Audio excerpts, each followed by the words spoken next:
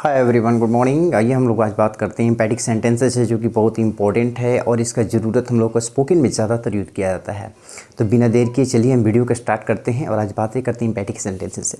देखिए emphatic sentence जो है, एम्पैटिक जो सेंटेंस है वो क्या है। एम्पैटिक सेंटेंस वो है, जैसे मान लीजिए किसी भी सेंटेंस को कभी कभी क्या देता है कि आपको चेंज करना होता है। कभी कभी क्वेश्चंस ऐसे आते हैं कि नॉन एम्पैटिक से एम्पैटिक बनाना है, ठीक है। यहाँ पर हम कुछ उदाहरण दिए हुए हैं। जिस तरह के जैसे प्रेजेंट इंडेफिनिट का एक सेंटेंस हम लेंगे, उसके बाद एक हम पास्ट इंडेफिनिट का लेंगे, उसके बाद हैज़ हैव वाला एक सेंटेंस लेंगे, उसके बाद इंपरेटिव सेंटेंस से लेंगे। सबसे पहले हम बात करते हैं प्रेजेंट इंडेफिनिट से। प्रेजेंट इंडेफिनिट के सेंटेंस को हमें पता है कि स्ट्रक्चर सिंपली क्या होता है। अगर प्रेजेंट इंडेफिनिट के एक सिंपल सेंटेंस का स्ट्रक्चर क्या होता है कि सब्जेक्ट होता है उसमें, उसके बाद आपको V1 होगा या V5 होगा प्लस ऑब्जेक्ट होगा, यही तो होता है। जैसा कि मैंने यहाँ लिखा है भैया, आई गो देयर। आई हमारा सब्जेक्ट है, गो क्या है हमारा V1 है और देयर क्या है हमारा ऑब्जेक्ट है। तो ऐसा ही स्ट्रक्चर होता है प्रेजेंट इंडेफिनिट का, ठीक है, जिसे हम प्रेजेंट इंडेफिनिट भी कहते हैं या सिंपल इंडेफिनिट कहते हैं। तो वैसे सेंटेंस में अगर हमको इसको एम्पैटिक करना होगा, एम्पैटिक सेंटेंस बनाना होगा तो क्या होगा, और एम्पैटिक सेंटेंस का क्या अर्थ होता है, दोनों में डिफरेंट हो जाएगा। आई गो देयर, मैं वहाँ जाता हूँ, इसका एम्पैटिक क्या होगा, आई डू गो देयर। क्या होगा, आई डू गो देयर, मैं वहाँ जाता ही तो हूँ, मैं वहाँ अवश्य जाता हूँ। तो दोनों के सेंस में क्या हो जाता है, अर्थ में चेंजिंग हो जाता है। तो किसी सेंटेंस पर जोर देने के लिए हम क्या करते हैं, डू और डज का यूज़ करते हैं प्रेजेंट इंडेफिनिट सेंटेंस में। तो पहले हम सबसे पहले प्रेजेंट इंडेफिनिट के सेंटेंस से हम बात करेंगे। आई गो देयर, इसका हमारा स्ट्रक्चर क्या है, सब्जेक्ट प्लस V1 या V5 प्लस ऑब्जेक्ट। अगर हमारा सब्जेक्ट थर्ड पर्सन रहेगा सिंगुलर नंबर तो उसके साथ हम V5 का यूज़ करते हैं, जैसा कि हम लोग पढ़ते आ रहे हैं टेंस में भी। लेकिन अगर एम्फैटिक में अगर मान लीजिए कि सब्जेक्ट फर्स्ट पर्सन और सेकंड पर्सन में होगा और थर्ड पर्सन प्लूरल नंबर होगा तो उसके साथ V1 का यूज़ किया जाता है। अब इसका स्ट्रक्चर तो ठीक है प्रेजेंट इंडेफिनिट का, और इसका एम्फैटिक क्या होगा, एम्फैटिक सेंटेंस में क्या होगा इसका स्ट्रक्चर। इसमें सबसे पहले क्या होता है, मान लीजिए कि मैंने कहा आई गो देयर, तो इसका हम कैसे करेंगे। सबसे पहले हम लेंगे सब्जेक्ट, उसके बाद हम डू या डज, ठीक है। उसके बाद हम क्या करेंगे, V1 और उसके बाद ऑब्जेक्ट, ठीक है।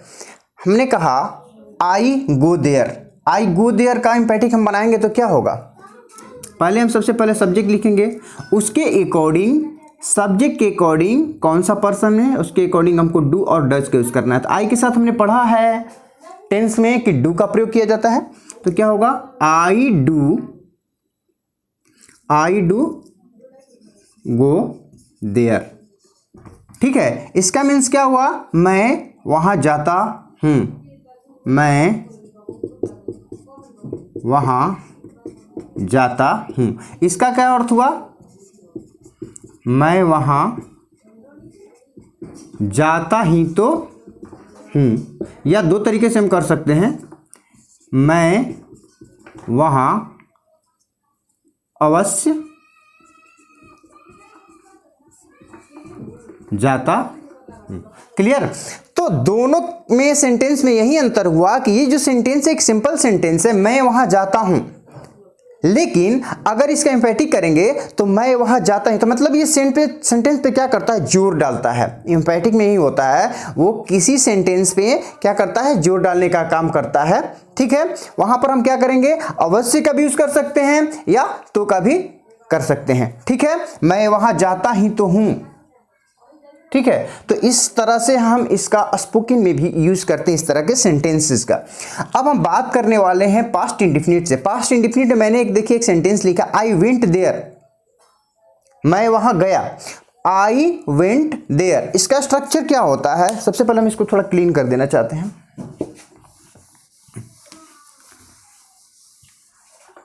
मैंने लिखा,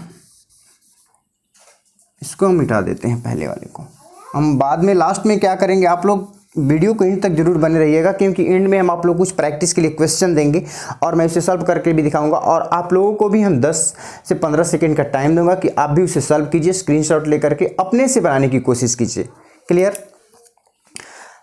दूसरा हमारा है पास्ट इंडेफिनिट से I went there. I went there, मैं वहाँ गया। क्या होगा इसके मीन्स? मैं वहाँ गया। क्लियर। आई वेंट देयर, इसका स्ट्रक्चर क्या होता है पास्ट इंडेफिनिट का? सब्जेक्ट प्लस में क्या होता है? V2 plus object. यही तो स्ट्रक्चर होता है पास्ट इंडेफिनिट का। तो इसको हमको एम्फेटिक अगर बनाना है तो हमें क्या क्या करना पड़ता है? सबसे पहले हम क्या करेंगे? सब्जेक्ट, उसके बाद हम क्या करेंगे? डिड, उसके बाद हम क्या करेंगे? V1, और उसके बाद हम ऑब्जेक्ट का यूज करेंगे। सब्जेक्ट प्लस इसमें V2 है, लेकिन जब हमने पढ़ा है टेंस में हमने पढ़ा है कि यदि पास्ट इंडेफिनिट में अगर हमको डीड यूज करना होता है तो डीड के बाद क्या हो जाएगा? आपका वर्ब 1 हो जाएगा। उसी तरह से यहां पर भी हमने क्या किया है? सब्जेक्ट के बाद डीड यूज किया है, डीड के बाद V1 हो जाएगा, हम V2 का यूज नहीं करेंगे, उसके बाद हम ऑब्जेक्ट लिखेंगे। मैं वहां गया, और इसका स्ट्रक्चर क्या है? Subject plus did plus V1 plus object. अब इसको हम बनाते हैं, इसका एम्फेटिक हम सेंटेंस बनाते हैं आई वेंट देयर का। I did go there. अब इसका अर्थ क्या हुआ? मैं वहां जाता ही तो था। मैं वहां जाता ही तो था, या हो जाएगा मैं वहां अवश्य जाता था। ठीक है। तो दोनों तरह से अगर हम कहें तो दोनों तरह से हम इसको कर सकते हैं। इससे अर्थ निकल रहा है कि ये सेंटेंस पर जोर देने का काम कर रहा है। यहां पर जो डीड है वो सेंटेंस पर जोर देने का काम कर रहा है, लेकिन प्रेजेंट इंडेफिनिट में डू और डज जो था वो क्या कर रहा है? वो भी जोर देने का काम कर रहा है। तो according to tense past indefinite में आपको डीड का यूज करना है एम्फेटिक बनाने के लिए, और प्रेजेंट इंडेफिनिट में डू और डज का यूज करना है। क्लियर। उसके बाद हम बात करते हैं हैज और हैव से। इसको थोड़ा हम क्लीन कर देना चाहते हैं। क्लीन करने के बाद हम आप लोगों को बताएंगे। अगर मैंने एक सेंटेंस लिया, मैंने कहा आई हैव अ कार। मेरे पास एक कार है। मेरे पास एक कार है। अगर इसको एम्फेटिक सेंटेंस में हमको बनाना है तो हम क्या करेंगे? हमें वर्ब से पहले क्या यूज करना है? वर्ब से पहले हमें डू और डज का यूज करना होता है। ठीक है। जैसे मैंने कहा, स्ट्रक्चर इसका हम सबसे पहले हम लिख देना चाहते हैं। आपको पता होना चाहिए कि हैज वाले सेंटेंस में सबसे पहले क्या लिखना होता है? सब्जेक्ट प्लस हैज या हैव, अब प्लस में आपका क्या आ जाएगा? ऑब्जेक्ट आ जाएगा। ठीक है। ये तो हो गया आपका नॉन एम्फेटिक का, और इसको एम्फेटिक में क्या हो जाएगा? एम्फेटिक में क्या हो जाएगा? सब्जेक्ट प्लस में अकॉर्डिंग टू सब्जेक्ट आपको क्या करना है? डू डज का यूज करना है। ठीक है। उसके बाद आपको हैव का यूज करना है। तो सब्जेक्ट हमारा क्या है? आई है। इसके साथ हमें पता है कि डू लगेगा, do does plus have plus object. Clear. अब हम इसको बनाने की कोशिश करते हैं। आई हैव अ कार, मेरे पास एक कार है। इसका क्या होगा emphatic? I do have a car. Clear. I do have a car, मेरे पास अवश्य एक कार है। मेरे पास एक कार तो है ना। तो इस तरह से सेंटेंस पे जोर देने के लिए हम क्या करते हैं? हैज हैव वाले सेंटेंस में हम डू और डज का यूज करते हैं अकॉर्डिंग टू सब्जेक्ट। अगर मान लीजिए कहना होगा कि ही हैज अ पेन, तो क्या हो जाएगा?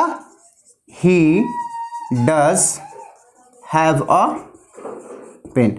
अब ध्यान रखने की जरूरत है कि आपको यहां पर हैज नहीं रखना है। अगर आपको यहां पर डज लगाना है तो ये क्या हो जाएगा, हैव में यूज हो जाएगा। ठीक है, उसी तरह से मेरे पास एक कार था, उसके पास एक कार था, ही हैड अ कार। शायद आप लोगों को दिखाई नहीं दे रहा होगा, मैं ऊपर लिख देना चाहता हूं।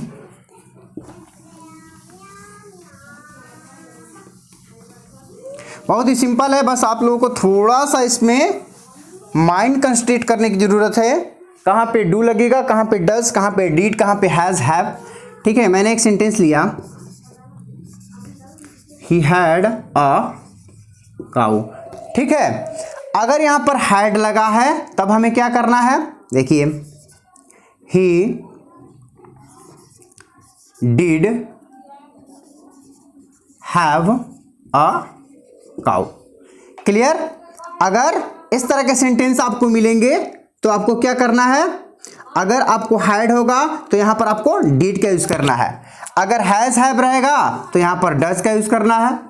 ये आपके ऊपर डिपेंड करता है कि आप जब बनाते हैं तो आपका माइंड कहां पे कंसंट्रेट करना है, आपको वर्ब पे फोकस करना है। क्लियर। वर्ब से पहले आपको क्या करना है, डू डज डीड का यूज करना है। क्लियर।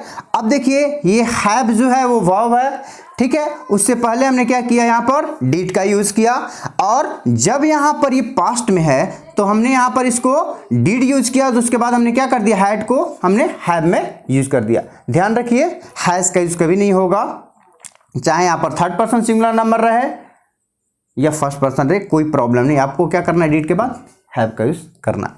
अब हम बात करते हैं इंपरेटिव सेंटेंस से। इंपरेटिव सेंटेंस से भी हम एक सेंटेंस, दो सेंटेंस के थ्रू समझने की कोशिश करेंगे कि कहां पर कैसे यूज होता है। मैंने एक सेंटेंस लिया, please help me, please help me, कृपया मेरी मदद करो। तो इस सेंटेंस को हमें क्या करना है, एम्फेटिक में बनाने के लिए, हेल्प ये क्या हमारा वर्ब है, वर्ब से पहले मैंने कहा कि डू डस या डीड का यूज करना है। तो प्लीज हेल्प मी, तो क्या सबसे पहले हम क्या लिखेंगे, प्लीज। स्ट्रक्चर क्या होता है इसमें, चलिए स्ट्रक्चर बताएं, please do help me, please do help me, कृपया मेरी मदद करो, कृपया मेरी मदद अवश्य करो, या कृपया मेरी मदद करो तो। ठीक है, तो इस तरह से सेंटेंस को हमें क्या करना है, एम्फेटिक में चेंज करना है। अब आपको ध्यान देने की जरूरत है कि कहां पर हमको डिड लगाना है, कहां पर हमको डू लगाना है, कहां पे डज लगाना है, कहां पे हैज, कहां पे हैव लगाना है, ये ध्यान देने की आपको ज़रूरत है। चलिए हम कुछ एग्जाम्पल आप लोगों को देना चाहेंगे और एग्जाम्पल के थ्रू आप लोगों का टेस्ट लेना चाहेंगे कि आप लोगों ने कितना समझा, मैंने जो बताया उसमें आप लोगों ने कितना कैच किया, कितना माइंड कंसंट्रेट करके समझा। एक हम सेंटेंस रखते हैं पहले, ही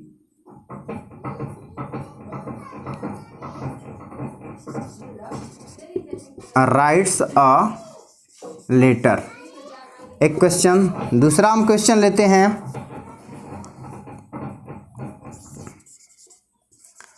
she has a pen। तीसरा क्वेश्चन लेते हैं,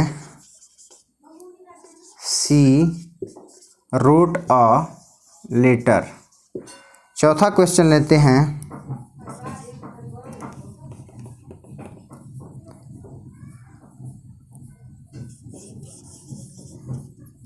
प्लीज कम हियर। बहुत ही सिंपल मैंने आप लोगों को क्वेश्चन दिया है और आप लोगों को 10 सेकंड का टाइम दे रहे हैं, आप स्क्रीनशॉट लीजिए, आप अपने थ्रू जितना मैंने बताया उस एग्जाम्पल के थ्रू इसे बनाने की कोशिश कीजिए। मुझे पूरी उम्मीद है कि आप आसानी से इसे सॉल्व कर लेंगे। क्लियर। क्योंकि देखिए पहला जो है प्रेजेंट इंडेफिनिट से है, दूसरा जो है हैज हैव से सेंटेंस मैंने लिया है। एक और सेंटेंस आप लोगों को दे देना चाहते हैं,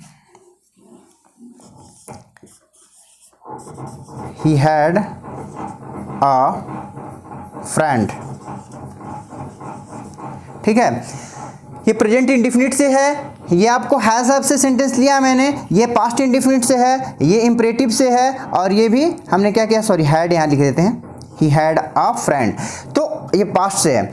तो ध्यान देने की ज़रूरत है कि इसमें आपको कहाँ पे डू डज का यूज़ करना है, यहाँ पे कहाँ पे जो यूज़ करना है, और यहाँ पे कभी भी ध्यान रखिए कि वर्ब से पहले ही यूज़ होगा।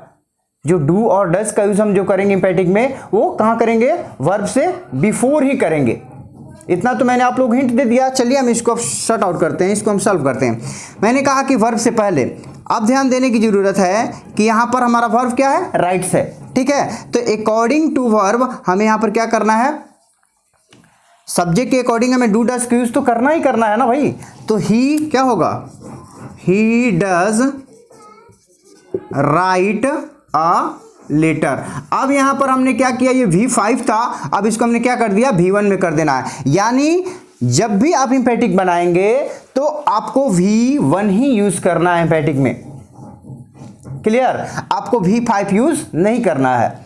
दूसरा मैंने लिखा सी हैज अ कार, तो क्या होगा, हैज क्या हमारा वर्ब का काम कर रहा है, तो क्या हो जाएगा, सी डज हैव अ कार। मैंने आप लोगों को बताया था कि यदि जब इसका इंपेटिक करेंगे तो हैज जो होगा वो हैव में कन्वर्ट हो जाएगा, हैड भी होगा वो भी क्या हो जाएगा, हैव में कन्वर्ट हो जाएगा। मीन्स आपको इंपेटिक बनाते समय डू डज के बाद हैज और हैड का यूज नहीं करना है, क्या करना है, हैव का यूज करना है, क्लियर। उसके बाद हम बात करते हैं सी रोट अ लेटर, तो क्या हो जाएगा, सी ये पास्ट इंडेफिनिट है, तो आपको ध्यान देने की जरूरत है कि पास्ट इंडेफिनिट में मैंने बताया था कि डीड का यूज करना है वर्ब से पहले, तो क्या होगा, सी डीड राइट। अब रोट जो है V2 है, अब यहां पर हमें क्या करना है, V1 का यूज करना है, तो she did wrote a letter, clear. अब हम बात करते हैं एम्पैटिक सेंटेंस से, please come here, please come here. देखिए कम क्या है हमारा, वर्ब है, तो वर्ब से पहले हमें बोला है कि डू डज का यूज करना है, तो क्या हो जाएगा, please do come here, clear. Come से पहले हमने क्या किया, डू का यूज किया।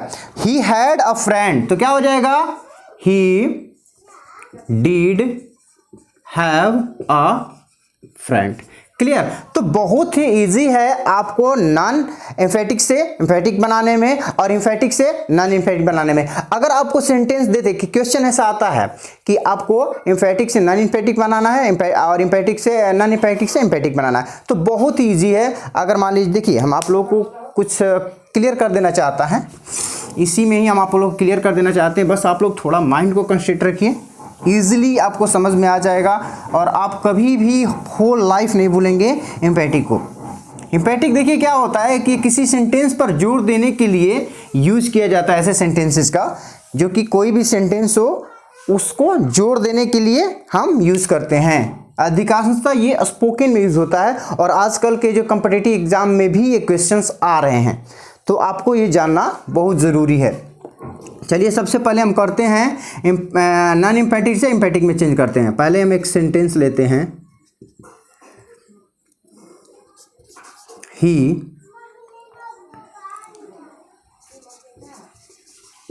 Went there. अब देखिए हमें टेंस की भी जरूरत इसमें पड़ेगी, क्योंकि देखिए क्या होता है कि जब हम टेंस हमें नॉलेज होता है तो कोई चीज़ बनाने में हमें आसानी होती है। मैंने टेंस का जब आप लोगों को वीडियो बना करके दिया तो उसमें भी बताया था कि टेंस आप याद कर लीजिए या समझ लीजिए, आपके लिए बहुत इंपॉर्टेंट है। हर जगह टेंस की ज़रूरत पड़ती है। देखिए इसमें टेंस की ज़रूरत पड़ गई, ही वेंट देयर। जब हमें टेंस का ट्रिक मैंने जो बताया था वीडियो में, अपने टेंस से जो वीडियो बनाया था उसमें बताया था कि जहाँ पर भी V2 दिखाई दे सब्जेक्ट के बाद, समझिए कि वो पास्ट इंडेफिनिट है। तो पास्ट इंडेफिनिट हमें तो ये क्लियर हो गया कि ये कौन सा टेंस है, पास्ट इंडेफिनिट है। तो पास्ट इंडेफिनिट को हमें एम्पैटिक बनाने के लिए क्या करना होगा, डिड का यूज़ करना है। ये वर्ब हमें पता चल गया। मैंने बोला था कि वर्ब से पहले आपको क्या करना है, do does did according to tense use करना है। ये हमारा क्या है, पास्ट इंडेफिनिट में, तो इसके पहले हमको क्या लगाना है, डिड का यूज करना है। तो ही डिड, गो वेंट गॉन हमने पढ़ा है, तो ये अपने मूल रूप में आ जाएगा, मतलब V1 में आ जाएगा। He did go there, clear. अगर यही सेंटेंस मान लीजिए कि मैं दिया कि आपको इम्फेटिक से नॉन इम्फेटिक बनाना है तो क्या करेंगे, he did have a cow. अब ये देखिए सेंटेंस जो दिया हुआ है आपका इम्फेटिक में, इसको आपको दे दिया कि change emphatic into non emphatic. तो क्या करेंगे आप, आपको जब रूल पता है तो आप आसानी से बना लेंगे।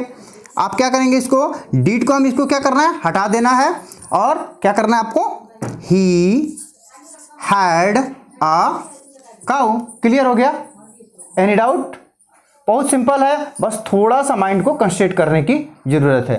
क्लियर, ये हो गया क्लियर। अब हम बात करते हैं इससे थोड़ा सा अलग एक इंपरेटिव सेंटेंस से क्वेश्चन हम लेते हैं। क्या मैंने कहा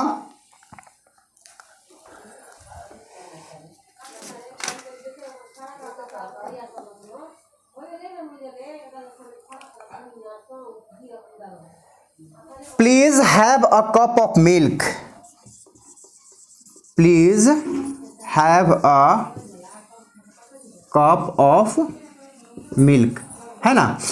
अगर इसको हमको क्या करना है, इम्पैटिक में चेंज करना है, तो पहले हम पकड़ेंगे किसको, वर्ब को। वर्ब से पहले हमें क्या करना है, डू डज का यूज करना है। तो सबसे पहले हमें क्या करना है, प्लीज हम लिख देते हैं, उसके बाद हम डू का यूज करेंगे। Please do have a cup of milk, easy. तो आई होप आप लोगों को ये वीडियो बहुत अच्छी लगी होगी, क्योंकि मैंने बहुत इजी वे में इस वीडियो को आप लोगों के सामने रखा है। और आप कोई भी वीडियो में, आप लोगों से बार बार रिक्वेस्ट करता हूं कि कोई भी वीडियो आप देखिए उसको एंड तक जरूर देखें, क्योंकि एंड में क्या होता है कि पूरा जो उसका निचोड़ होता है किसी वीडियो का, उसके थ्रू आपको क्या होगा, आसानी होगा, आप आसानी से समझ पाएंगे और आप होल लाइफ किसी भी चीज़ को नहीं भूलेंगे। ये नहीं कि 2 मिनट आप 1 मिनट वीडियो देखते हैं और कहते हैं कि मुझे समझ में नहीं समझ में आएगा, क्योंकि पूरी वीडियो का एंड तक देखना जरूरी होता है, कि जब तक आप एंड तक नहीं देखेंगे आपको समझ में नहीं आएगा। So I request to all of you, please watch full video at the end, because जो वीडियो होता है वो हर वीडियो के एंड में एक ऐसा चीज़ बताया जाता है जिसके थ्रू आप आसानी से कोई चीज़ पकड़ पाते हैं। So thank you, best of luck, जय हिंद।